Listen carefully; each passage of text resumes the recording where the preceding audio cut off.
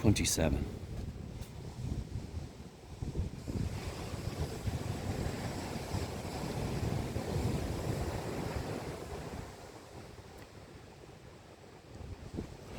Marina gives me a glowing account of you and says, Uje, Chuvtvuetsia, Osen, which is very Russian. Your grandmother would repeat regularly that already is to be felt autumn remark every year. At the same time, even on the hottest day of the season at Villa Armina, Marina never realized it was an anagram of the sea.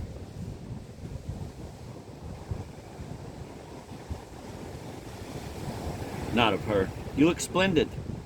Cynic moi, but I can well imagine how fed up you must be with her two little girls. Therefore, I have a suggestion. Oh, I liked them enormously, purred Van, especially dear little Lucette. My suggestion is come with me to a cocktail party today. It is given by the excellent widow of an obscure Major Dupre, obscurely related to our late neighbor, a fine shot, but the light was bad on the common, and a meddlesome garbage collector hollered at the wrong moment. Well, that excellent and influential lady who wishes to help a friend of mine, clearing his throat, has, I'm told, a daughter of 15 summers called Cordula, who is sure to recompense you for playing blind man's buff all summer with the babes of Artist Wood. We played mostly Scrabble and Snap, said Van. Is the needy friend also in my age group? She's a budding dooze, replied Demon austerely, and the party is strictly a prof push. You'll stick to Cordula Dupre. I to Cordelia O'Leary. D'Accord, said Van. Cordula's mother, an overripe, overdressed, overpraised comedy actress, introduced Van to a Turkish acrobat with tawny hairs on his beautiful orang-utan hands and the fiery eyes of a charlatan, which he was not, being a great artist in his circular field. Van was so taken up by his talk, by the training tips he lavished on the eager boy, and by envy, ambition, respect, and other youthful emotions, that he had little time for Cordula, round-faced, small, dumpy, in a turtleneck sweater of dark red wool, or even for the stunning young lady on whose bare back the paternal hand kept resting lightly as Demon steered her toward this or that useful guest. But that very same evening, Van ran into Cordula in a bookshop, and she said, By the way, Van, I can call you that, can't I? Your cousin Ardor is my schoolmate. Oh yes, now explain, please. What did you do to our difficult Ardor? In her very first letter from Ardor, she positively gushed.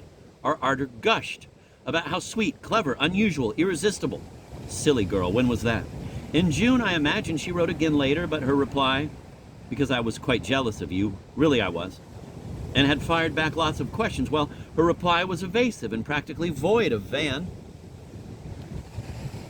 He looked her over more closely than he had done before. He had read somewhere, we might recall the precise title, if we tried, not Till, that's in Bluebeard, that a man can recognize a lesbian young and alone because a tailored old pair can fool no one, by a combination of three characteristics: slightly trembling hands, a cold-in-the-head voice, and that skidding in panic of the eyes, if you happen to scan with obvious appraisal such charms as the occasion might force her to show. Lovely shoulders, for instance. Nothing whatever of all that, yes, Mytilene, Petite Isle by Louis Pierre, seemed to apply to Cordula, who wore a garbotosh, belted mackintosh, over her terribly unsmart turtle and held both hands deep in her pockets as she challenged his stare. Her bobbed hair was of a neutral shade between dry straw and damp. Her light blue iris could be matched by millions of similar eyes in pigment-poor families of French Estodi. Her mouth was so dull pretty when consciously closed in a mannered pout so as to bring out what portraitists call the two sickle folds, which at their best are oblong dimples and at their worst the creases down the well-chilled cheeks of felt-booted apple cart girls. When her lips parted, as they did now, they revealed braced teeth, which, however, she quickly remembered to shudder. My cousin Ardor, said Van, is a little girl of 11 or 12 and much too young to fall in love with anybody except people in books. Yes, I too found her sweet, a trifle on the blue stocking side perhaps, and at the same time impudent and capricious. But yes, sweet. I wonder, murmured Cordula, with such a nice nuance of pensive tone that Van could not tell whether she meant to close the subject, or leave it ajar, or open a new one. How could I get in touch with you, he asked. Would you come to River Lane? Are you a virgin? I don't date hoodlums, she replied calmly. but you can always contact me through Ardor. We are not in the same class, in more ways than one, laughing. She's a little genius. I'm a plain American ambivert. But we are enrolled in the same advanced French group, and the advanced French group is assigned the same dormitory so that a dozen blondes, 3 brunettes and 1 redhead, La Russe, can whisper French in their sleep, laughing alone. What fun. Okay, thanks. The even number means bunks, I guess? Well, I'll be seeing you, as the hoods say. In his next coded letter to Ardor, Van inquired if Cordula might not be the lesbianochka mentioned by Ardor with such unnecessary guilt. I would as soon be jealous of your own little hand. Ardor replied, what rot, leave what's-her-name out of it. But even though Van did not know yet how fiercely untruthful Ardor could be when shielding an accomplice, Van remained unconvinced. The rules of her school were old-fashioned and strict to the point of lunacy.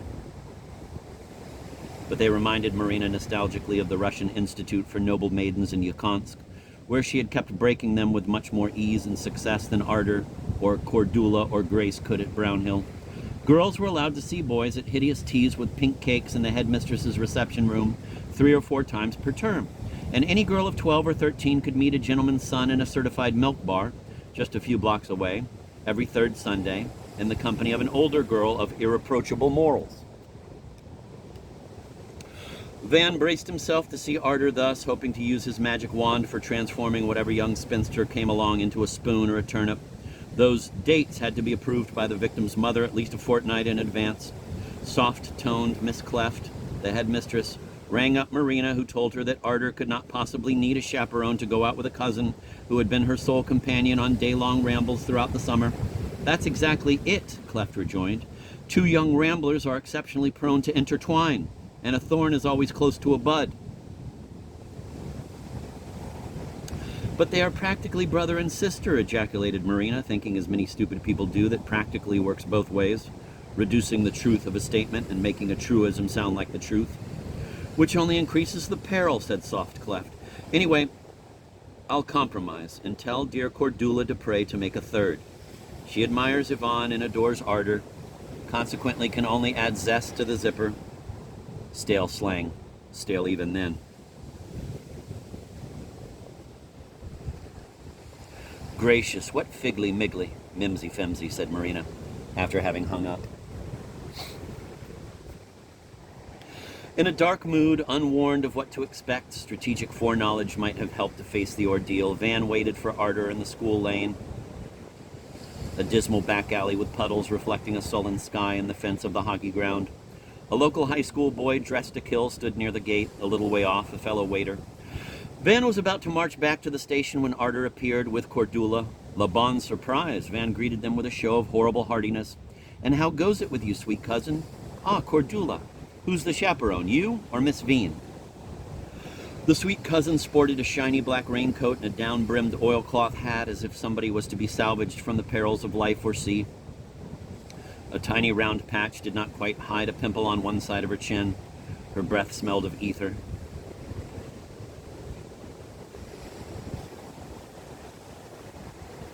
Her mood was even blacker than his. He cheerily guessed it would rain. It did, hard. Cordula remarked that his trench coat was chic. She did not think it worthwhile to go back for umbrellas. Their delicious goal was just around the corner. Van said corners were never round. A tolerable quip. Cordula laughed. Ardor did not. There were no survivors, apparently. The milk bar proved to be so crowded that they decided to walk under the arcades toward the railway station cafe. He knew, but could do nothing about it, that all night he would regret having deliberately overlooked the fact, the main agonizing fact, that he had not seen his Ardor for close to 3 months, and that in her last note such passion had burned that the cryptogram's bubble had burst in her poor little message of promise and hope, bearing a defiant, divine line of uncoded love. They were behaving now as if they had never met before, as if this was but a blind date arranged by their chaperone. Strange, malevolent thoughts revolved in his mind. What exactly? Not that it mattered, but one's pride and curiosity were at stake. What exactly had they been up to, those 2 ill-groomed girls, last term, this term, last night, every night, in their pajama tops amid the murmurs and moans of their abnormal dormitory? Should he ask? Could he find the right words? Not to hurt Ardor while making her bedfellow know he despised her for kindling a child so dark-haired and pale, coal and coral, leggy and limp, whimpering at the melting peak. A moment ago, when he had seen them advancing together, plain Ardor, seasick but doing her duty, and Cordula, apple-cankered but brave, like two shackled prisoners being led into the conqueror's presence. Van had promised himself to revenge deceit by relating in polite but minute detail the last homosexual, or rather pseudo-homosexual, row at his school. An upper-form boy, Cordula's cousin, had been caught with a lass disguised as a lad in the rooms of an eclectic prefect. He would watch the girls flinch. He would demand some story from them to match his. That urge had waned. He still hoped to get rid for a moment of dull Cordula and find something cruel to make dull ardor dissolve in bright tears. But that was prompted by his amour proper, not by their sale amour. He would die with an old pun on his lips, and why dirty? Did he feel any Proustian pangs? None. On the contrary, a private picture of their fondling each other kept pricking him with perverse gratification. Before his inner bloodshot eye, ardor was duplicated and enriched, twinned by entwinement, giving what he gave, taking what he took, Corada, Adula. It struck him that the dumpy little countess resembled his first whorelet, and that sharpened the itch.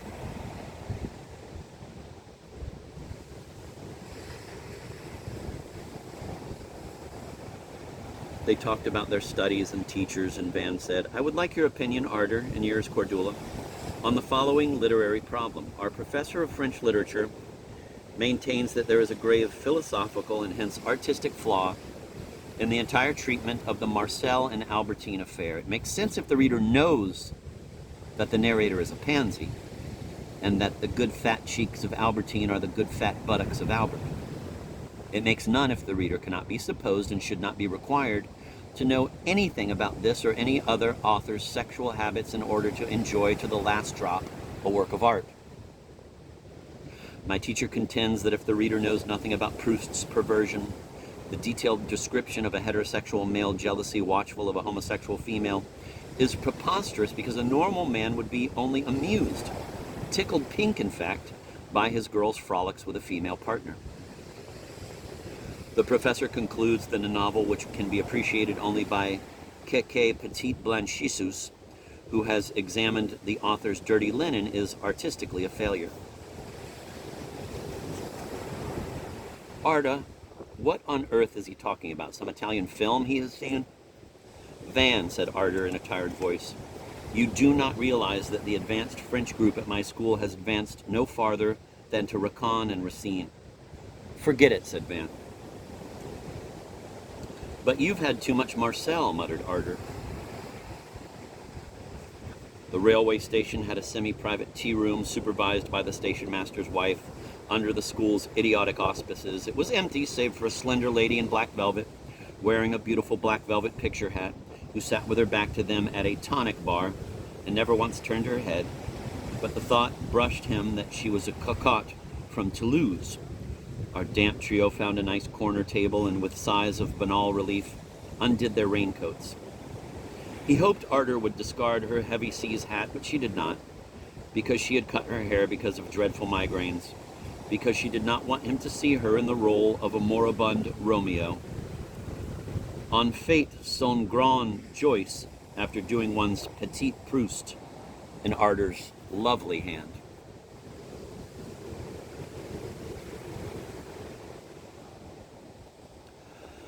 But read on, it is pure VV. Note that lady in Van's bed bouvard scrawl.